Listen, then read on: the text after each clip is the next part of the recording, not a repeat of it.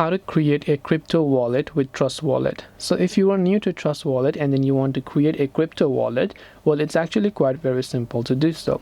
All you have to do is basically launch the Trust Wallet app. And normally if you already have a wallet, you can import your wallet by tapping on add existing wallet. But if you don't, then you just have to tap on the create new wallet option there.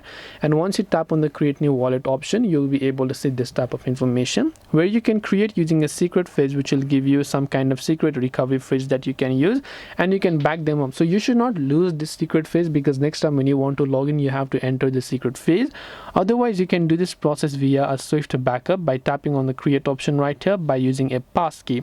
Otherwise, you can just go to secret phrase and then you can back them up, and then you'll be able to enter them.